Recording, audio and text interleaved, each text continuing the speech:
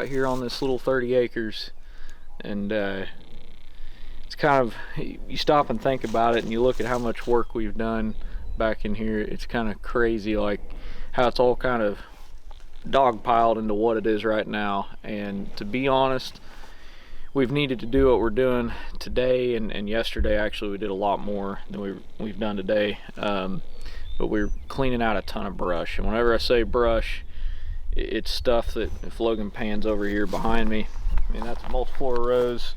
That's what we call buck brush right there. And we'll probably leave that little strip just for a buffer, but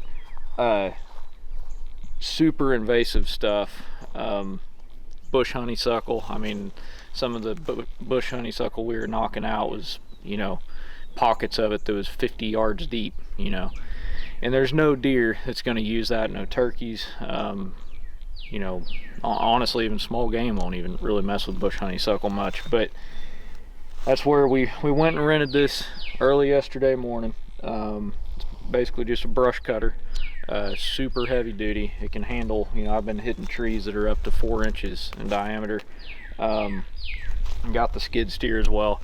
And, you know, we probably should have done this years ago, but in seeing what it does, like, I've heard stories about it, but I've never actually seen one of these work. You see them on the side of the road, but I've never seen it doing what we're doing.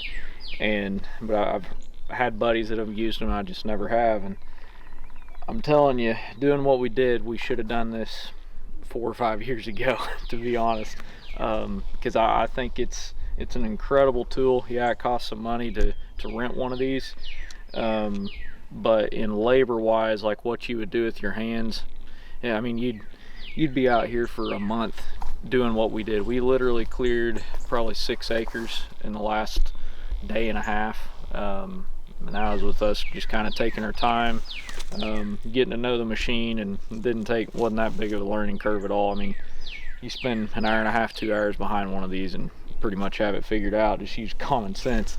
But Logan wants to follow me. So this right here, we just finished clearing. This was all bush honeysuckle. I mean, every bit of this was bush honeysuckle. You can see where we saved, this is an Osage orange tree right here. Like them or love them, I kind of like them. Not a lot of them, but I do like them. That's a hackberry right there.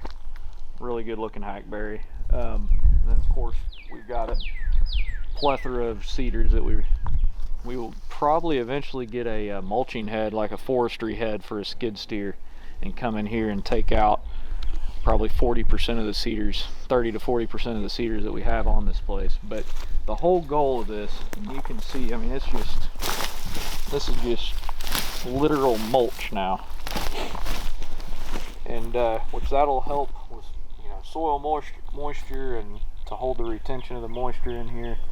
But it's really blown me away, like how fast we've been able to turn this little property around in a day and a half. And it's kind of cool because we have a cell camera in here, and that we leave up all year.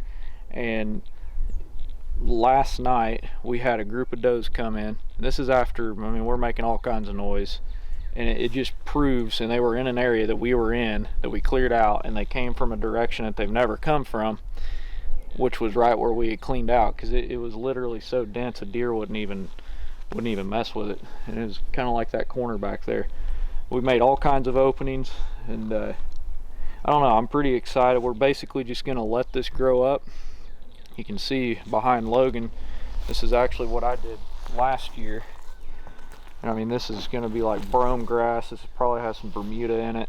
You know, I don't see fescue in here at all, which I kind of like, but there's a lot of brome in there. But yeah, the whole goal of this is to make cover or areas that deer can actually live. And because we've had a really hard time of, I mean, we can have all the food on us, we can have more food on us than anybody else, but we just haven't had this substantial, like, winter cover that deer need. And we just haven't been able to hold deer through the winter months. And that's kind of the goal here, is to keep deer all year, like have a herd of deer in here all year, and enough cover that, you know, 10, 15, 20 deer can stay on this little 30 acres all year, and hopefully more than 10. But I don't know, there's, you know, we're doing all this, and there's a couple big deer that we have in mind for this year, and hopefully they made it through the winter.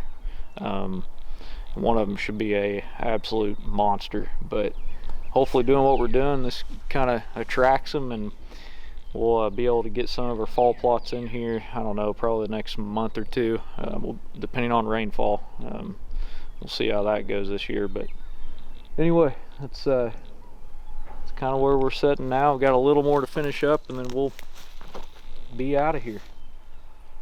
So anyway.